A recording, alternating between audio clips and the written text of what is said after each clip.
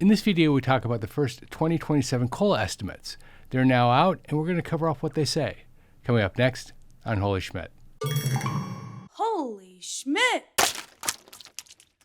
If you're new to the channel, hi, my name is Jeff. I'm a CPA turned author turned public speaker. I'm also the creator of the course Social Security Simplified. I started this channel in 2020, really at the request of my daughter. She saw me helping out relatives with their finances, giving them great financial information during a very dark time in the world's history, and she said, "Dad, if you can help them, can't you help others as well?"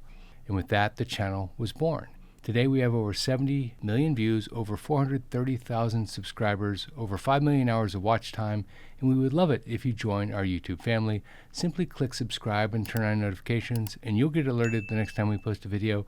We post 3 or 4 times a week.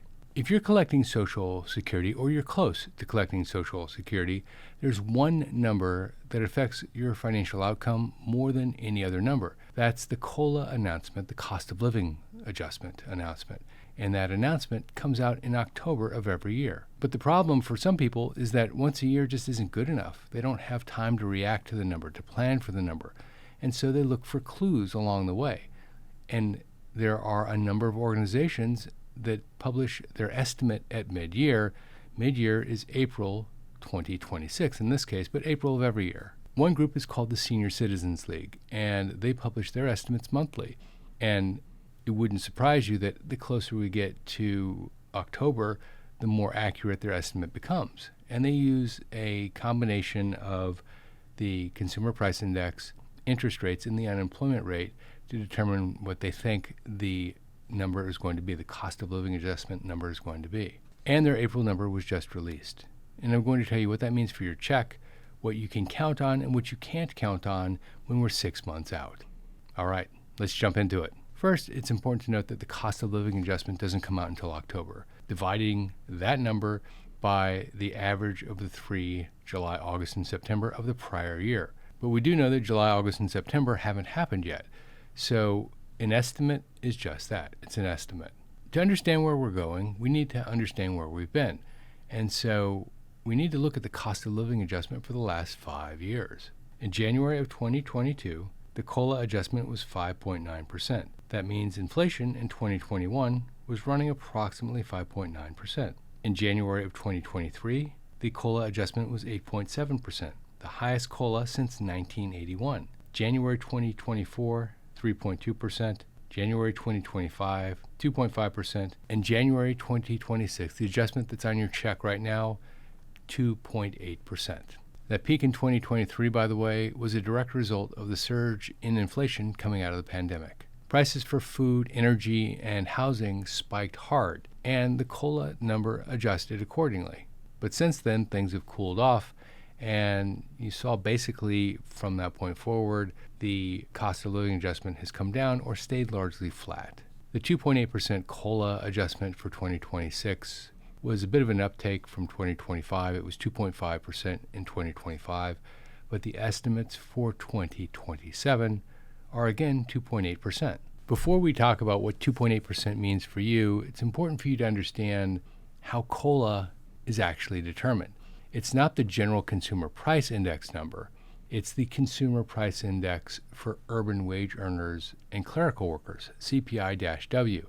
That means that this is how people who are living in and around cities are spending their money, and they're working full time. And so it's the everyday person's spending habits. The Social Security Administration takes the average of July, August, and September of the CPI-W number and divides that by the average from the prior year and subtracts 1, of course.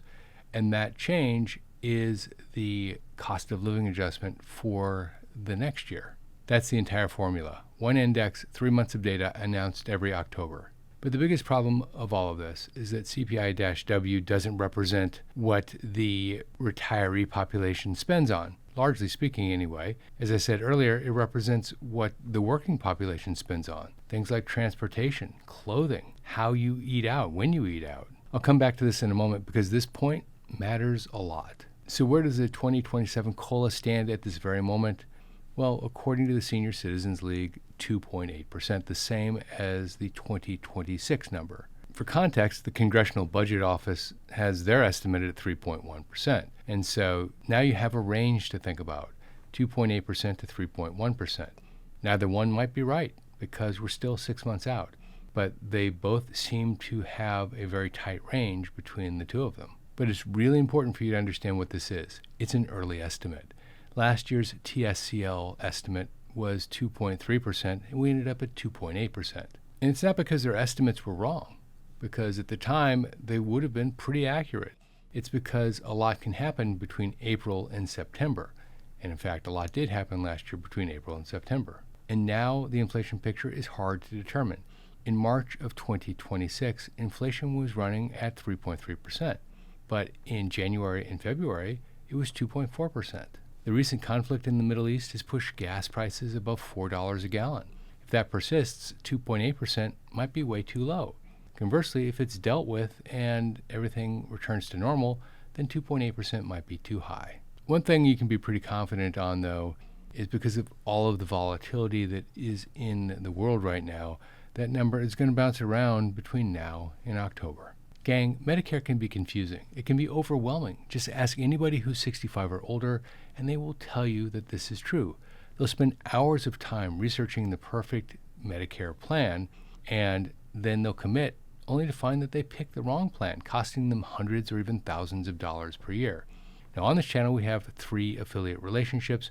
One is our trusted Medicare Partner Chapter. Chapter is the only national Medicare advisor that looks at and recommends every plan. They're totally free to you. They save their clients about $1,100 per year on average, and they are really easy to work with. So if this is of interest to you, give them a call at 440-703-1224 to see if they can help.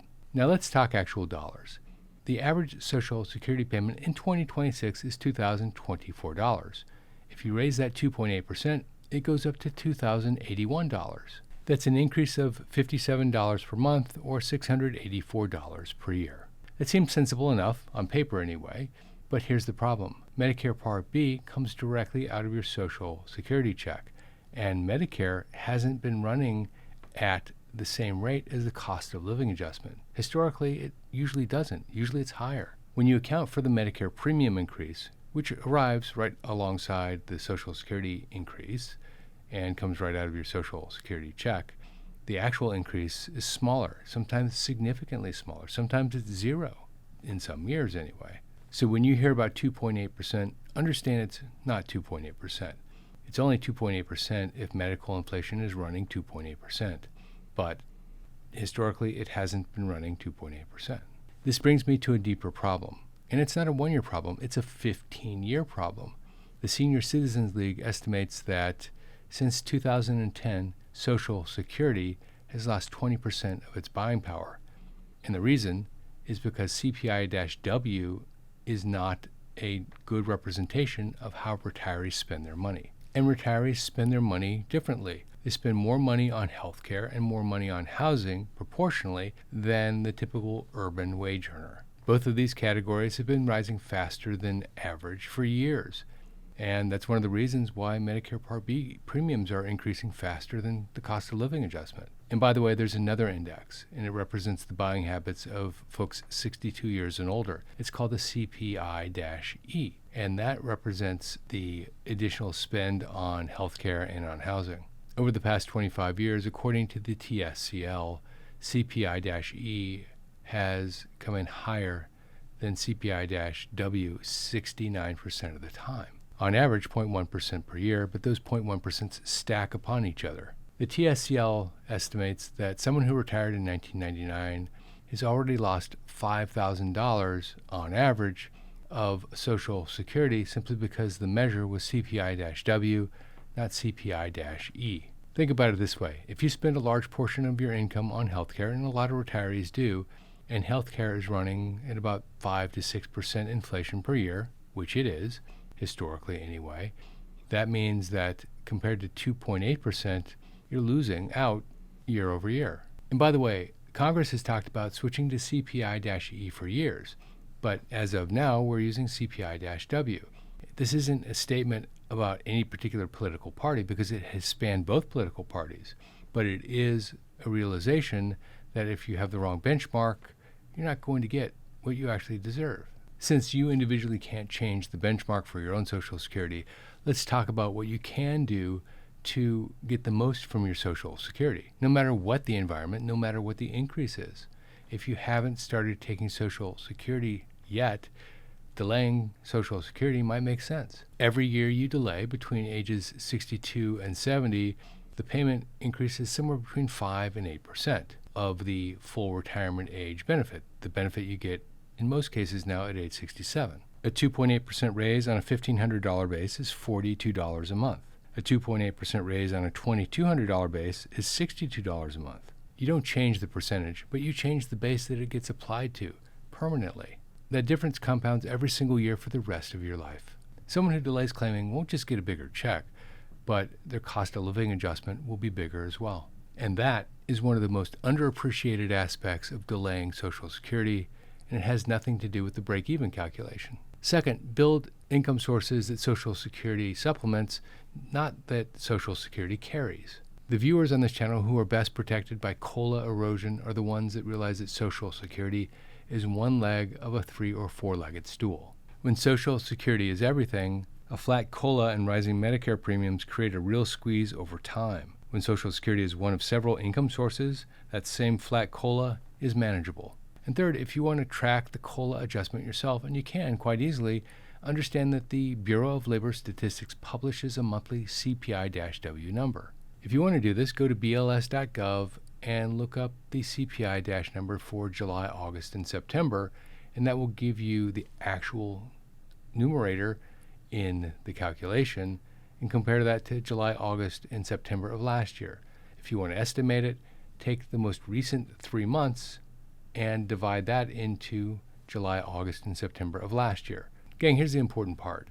The estimate for 2027 is 2.8%. That's a $57 increase, $57 a month. The actual number won't be out until October, and it will be for July, August, and September, and that will move around a lot, more than likely anyway, and it will be based, in my opinion, on what's happening with energy prices. That will be the driving factor. But the bigger story here isn't the number.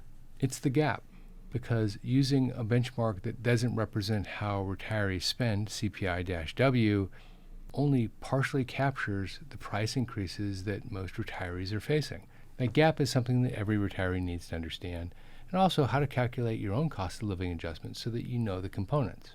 The important takeaway here isn't to panic, it's to plan, because you have better information. With better information, you can plan longer term and get better outcomes. Gang, before you go, I have a challenge for you. Go to holyschmidt.com/Medicare and you can take a 6-question quiz. And I challenge you to get 100% because most people can't. And these aren't trick questions, but they do get progressively more difficult. If you get 100%, or if you don't, come back here in the comments section and let us know how you did. Also, you'll be put on our list and get tips, tricks, and other information from us about once or twice a week. The other aspect is you might learn something that saves you money, which is always a good outcome. By the way, speaking of Medicare, don't forget to give our partner Chapter a call, 440-703-1224, to see if they can help you with your Medicare questions. If you like this video, check out that video, the $50,000 Social Security cap. Here's what's actually true. This is Jeff Schmidt, and I will see you in that video right there.